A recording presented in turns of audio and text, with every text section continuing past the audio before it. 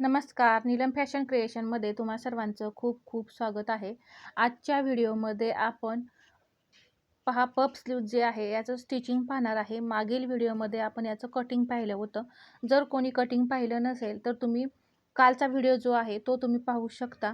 Cutting मी अगदी सविस्तर असं सांगितलेलं आहे. अगदी सोप्या पद्धतीत आणि परफेक्ट कटिंग आहे.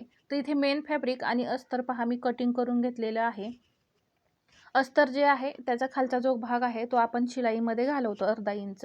तर इथं काय आहे आपले स्टोन आहेत, तर त्यामुळे आपल्याला इथे बाही जी आहे ती पलटी करता येत नाही आतमध्ये. तर असं करायचं, अर्धा इंच पहा पट्टी दुमडायची आहे आणि यावरती जो मेन फॅब्रिकचा भाग जो आहे तो पहा आहे असा ठेवायचा. इथे पायपिंगसुद्धा आहे आणि स्टोनसुद्धा आहे, तर त्यामुळं आपल्याला अस्तर जे आहे ते आतमध्ये फोल्ड करता येत नाही. तर तेव्हा अशा पद्धतीने आपल्याला बाही जी असते ती जोडायची असते. आता यावरती फक्त अस्तरवरती मेन फॅब्रिक जे आहे ते आहे असं ठेवायचं आणि अगदी कडेला अशी शिलाई द्यायची. म्हणजे पहा बाहीची लांबी जी आहे ती आपली लांबत नाही. अगदी सावकाश ते शिलाई द्या, म्हणजे पहा स्टोनवरती गेली नाही पाहिजे. अशा पद्धतीने इथे शिलाई द्यायची, नाहीतर सुई मोडेल. तर अगदी कडेला पहा पायपिंगच्या मी इथं शिलाई घेतली. तुम्ही या पद्धतीने अशा जेव्हा तुम्हाला डिझाईन येतात ब्लाऊजमध्ये तेव्हा तुम्ही तयार करायचं आहे. कोणतीही बाही असो तुमची या पद्धतीने तुम्ही तयार करायची आहे. आता सर्व बाजूनी आपण काय करायचं आहे, शिलाई देऊन घ्यायची आहे. आता हे जोडून घ्यायचं आहे. तर अगदी व्यवस्थित असं ठेवून पहा अगदी कडेला मी बाही शिलाई दिलेली आहे ती मेन फॅब्रिकवरती व्यवस्थित ठेवायची आहे आणि हळूहळू असं जोडत यायचं आहे. पहा तिथे स्टोन आहेत त्यामुळे मी हळूहळू तिथं शिलाई दिलेली आहे. आता हे सर्व आपण जोडून घेऊया. तर जोडताना पहा जेव्हा सुळसुळीत कपडा असतो तेव्हा काय होतं, कपडा जो आहे तो मध्ये गोळा होतो, म्हणजेच घोळ आल्यासारखं होतो. त्यावेळेस पहा जसा मी आत्ता इथे हात ठेवलेला आहे त्याप्रमाणे तुम्ही हात जो आहे तो अस्तर आणि मेन फॅब्रिकवरती असा दाबून ठेवायचा. म्हणजे तिथे पीस जे आहे मेन फॅब्रिक जे आहे ते गोळा होत नाही. एकदम परफेक्ट फिनिशिंगसहित ते तयार होतं. अजिबात कुठेही तुमची बाही गोळा वगैरे होणार नाही जेव्हा तुमचा सुळसुळीत कपडा असतो त्यावेळेस. साईडून जो एक्स्ट्रा कपडा आहे तो मी कट करून घेणार आहे.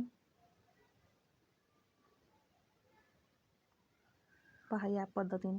जर कोणी कटिंग पाहिलं नसेल तर नक्की पहा, एकदम परफेक्ट बाही इथे ही तयार होते. किंवा मी लिंक जी आहे ती तुम्हाला डिस्क्रिप्शनमध्ये देईन, तुम्ही तिथे जाऊन पहा. जे ही बाही तयार केल्यानंतर ब्लाऊजला जोडल्यानंतर सुद्धा मी तुम्हाला याचा लुक दाखवणार आहे कसा आलेला आहे. त्यामुळे व्हिडिओ तुम्ही शेवटपर्यंत पहा, कुठेही स्किप करू नका. तर अस्तर जे आहे ते मी कट केल्यानंतर, म्हणजे मेन फॅब्रिक जे एक्स्ट्रा होतं ते कट केल्यानंतर पहा बाही आपली कुठेही गोळा वगैरे झालेली नाही, परफेक्ट अशी तयार झालेली आहे. पहा हा सुळसुळीत कपडा आहे तरीसुद्धा एकदम फिनिशिंग आलेलं आहे आपल्या बाहीला. चुन्या आता डायरेक्ट तुम्ही बाहीला देऊ नका, ब्लाऊजवरती डायरेक्ट द्या. तर इथे बाही जी आहे ती मी घेतलेली आहे. इथे सेंटर जो आहे तिथे मी नॉच दिला आहे, तुम्हाला दिसत नसेल तर मी इथं मार्किंग करून दाखवते.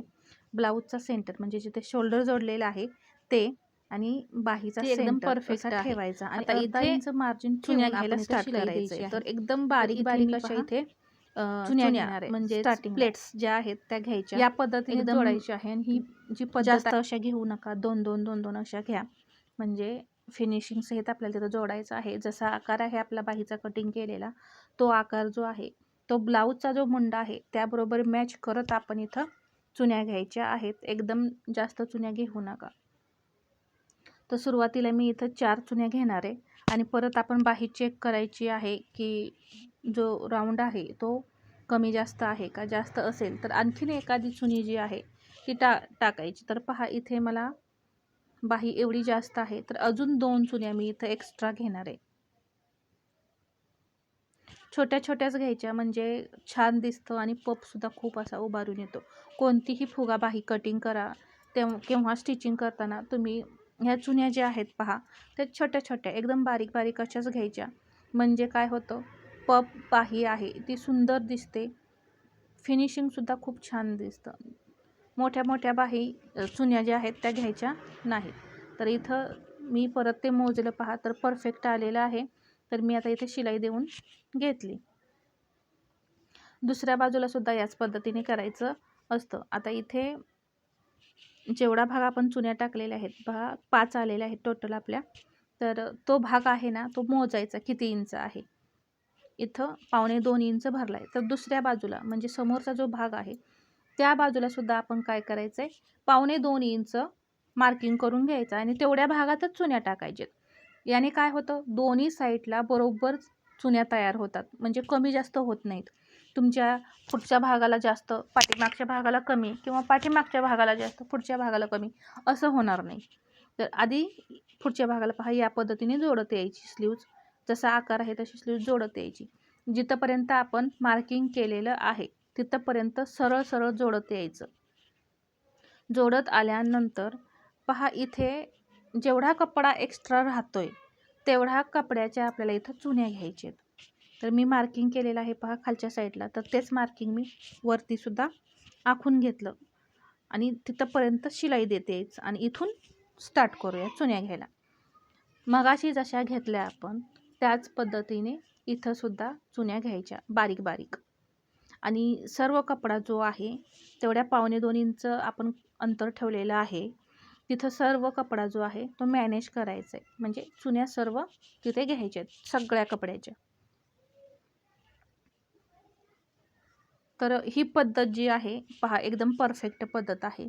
यामुळे काय होतं, तुमची बाही एका साईडला जास्त फुगणार, म्हणजे एका साईडला चुन्या जास्त आणि एका साईडला कमी असं होत नाही. एकदम सेंटरला बरोबर पफ तयार होतो.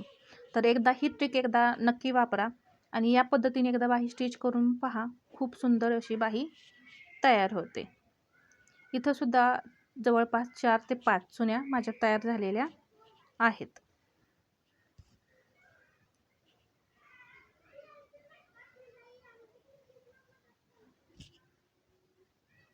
पहा, या पद्धतीने इथे मी चुन्या घेतल्या आणि जो कपडा आपला चुन्यांचा साईडला आलेला आहे पहा, तो असा कट करून फिनिशिंग द्यायचं, तिथं एकसारखं सरळ करून घ्यायचं.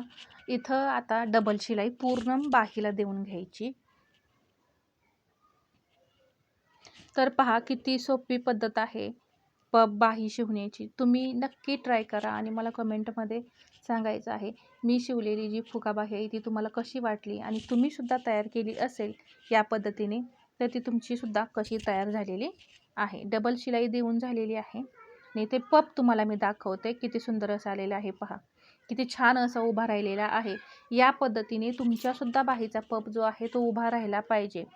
तर अशी बाही जी आहे, जर तुम्हाला कटिंग करायची असेल तर कटिंग मी कालच शेअर केलेलं आहे, कालच्या व्हिडिओमध्ये तुम्ही पाहू शकता. खूप पहा, भारी अशा चुन्या आपल्या इथं आलेल्या आहेत.